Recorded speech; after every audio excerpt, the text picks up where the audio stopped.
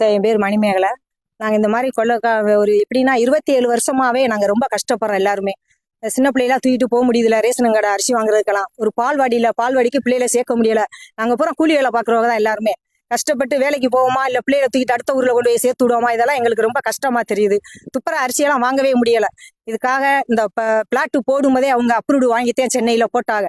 இப்போ கேன்சல் பண்ணிட்டோம்னு அவங்களே ஒரு நாடத்தை ஆட்டுறாங்க சார். அதனால எங்களுக்கு கண்டிப்பா அந்த பிளாட்ல பக்கத்துல இருக்கவங்களுக்கும் இந்த ஊர் பொதுமக்களுக்கும் எங்களுக்கு இந்த இடத்த மீட்டு கொடுக்குமாறு அரசு அதிகாரிகளை தாழ்மையுடன் வேண்டி கேட்டுக்கொள்கிறோம். கலெக்டர் ஆபீஸ் வரைக்கும் போயிருக்கு சார். கலெக்டர் ஆபீஸ்க்கு 2 தடவை மனு கொடுத்துருக்கேன். என் பேர்லயே கொடுத்துருக்கேன். ஒண்ணு எல்லாம் கிராமத்துல சேர்ந்தே தான் கொடுத்துருக்கோம். இன்னும் இது வரைக்கும் அந்த முடிவு எதுவுமே எடுக்கலவுங்க. 2வது வட்டாட்சியர்கிட்ட போயிருக்கோம், யூனியன் ஆபீஸ் போயிருக்கோம், பஞ்சாயத்து ஆபீஸுக்கு போயிருக்கோம். எல்லாத்துக்குமே கொடுத்துருக்குறோம். அவங்க யாருமே தலையிட்டு இதை வரைக்கும் எதுவுமே பார்க்கல சார். பெருமாள்பட்டி கிராமத்துல இருந்து பேசுறோம்ப்பா. நாவனிப்பட்டியை சேர்ந்தது இந்த கிராமம். இது பிளாட்ல ஒதுக்கும் போது பாலர் வழியா ஏற்கனவே ஒதுக்கி இருந்தது. கிராமத்துக்காகவும் இந்த பிளாட்ல இருக்கிறவங்களுக்கு தான் சொந்தம். இது வேற யாரோ ஒருத்தர் தனிநபர் ஆக்கிரமிப்பு பண்றதுக்காக வந்திருக்காங்க. நாங்களும் எங்களால முடிஞ்ச அளவுக்கு இது வரைக்கும் நாங்க போராட்டம் ஆர்ப்பாட்டம் எல்லாமே பண்ணிக்கிட்டு தான் இருக்கிறோம்.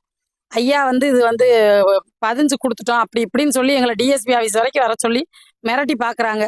இது எங்க கிராமத்துக்காக சொந்தமானது. இங்க இருக்கிற பிளாட்ல உள்ளவங்களுக்கு மட்டும்தான் சொந்தம். பிளாட்ல இருக்கவங்ககிட்ட இந்த பாலர் பள்ளியை காமிச்சு அப்ப வாங்கும் போதே பணமெல்லாம் வாங்கிட்டே அவங்களுக்கும் கொடுத்துருக்காங்க. கிராமத்துல வேற எந்த அடிப்படை வசதியுமே இல்லை. 3 தலைமுறையா கூத்தப்பன்பட்டியில போய் அரிசி வாங்கிட்டு இருந்தோம். பகுதி நேரமா இப்பதான் இங்க அரிசி போடுறாங்க. ரேஷன் கடை இப்ப கொண்டு வந்திருக்கோம். அதுக்கான கட்டடம் எதுக்குமே இங்க இடம் இல்லை. இந்த ஒரு இடம் தான் இருக்கு. அதுக்காக தான் நாங்க கேட்டுக்கிட்டு இருக்கோம். இது யார் ஆக்கிரமிப்பு பண்ண வர்றாங்கன்றதே தெரியாத அளவுக்கு எங்களை மிரட்டிக்கிட்டே இருக்கிறாங்க. எங்களால முடிஞ்ச அளவுக்கு எல்லா ஆர்ப்பாட்டமும் நாங்க செஞ்சுக்கிட்டு இருக்கிறோம். இப்ப தேர்தல் புறக்கணிப்பு பண்றோம். நீ அடுத்து ரேஷன்ல போடுற அரிசி யாரும் வாங்க மாட்டோம், ரேஷன் கடையும் கொண்டு போய் கலெக்டர் ஆபீஸ்ல ஒப்படைக்க போறோம். அவ்வளவு முயற்சி எடுத்துக்கிட்டு இருக்கிறோம்.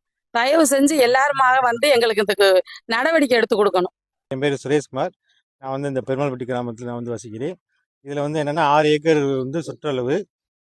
அதில் பிளாட் போட்டதில் பாலர் பள்ளிக்குன்னு சொல்லி ஒதுக்கப்பட்ட இடம். இந்த இடம் இதை தனிநபர் ஆக்கிரமிப்பு பண்ண பார்க்குறாங்க. நாங்கள் அந்த பிளாட்டோட முதலாளி, இந்த பிளாட் போட்ட முதலாளிட்டையும் பேசினால எங்களுக்கு தரம் சொல்லி சொன்னவங்க இது வரைக்கும் எங்களுக்கு எந்த ரெக்கார்டும் கொடுக்கல. அதே மாதிரி பஞ்சாயத்து பொருள் ஏற்ற வேண்டிய ரெக்கார்டு எங்களுக்கு ஏற்றலை.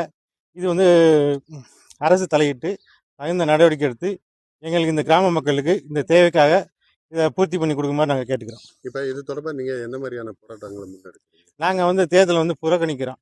எங்களுக்கு எந்த கட்சியும் வேணாம், நாங்கள் யாருக்கும் ஓட்டு போட மாட்டோம். இதை தேர்தல் கமிஷன் தேர்தல் அதிகாரி பார்த்துட்டு எங்களுக்கு இது முறையான நடவடிக்கை எடுத்து எங்கள் கிராமத்துக்கு ஒரு நல்ல தீர்ப்பை சொல்லணும். இது தொடர்பாக எதுவும் அதிகாரிகளை சந்திச்சிருக்கீங்களா? எதுவும் மனு கொடுத்துருக்கீங்க? நாங்கள் மனு கலெக்டர் ஆஃபீஸு, வட்டாட்சியர், கோட்டாட்சியர் எல்லா அலுவலகத்துக்கும் போயிட்டு வந்துட்டோம் சார். இது வரைக்கும் அந்த நடவடிக்கையும் வரல. இன்னமும் நாங்கள் தொடர்ந்து போராடிக்கிட்டு தான் இருப்போம். அது சம்மந்தமாக தகுந்த இதுக்கு சம்மந்தப்பட்ட அதிகாரிகள் தலையிட்டு எங்களுக்கு இது பேசி கொடுக்கணும். உங்கள் பேர்? என் பேர் சுரேஷ்குமார்.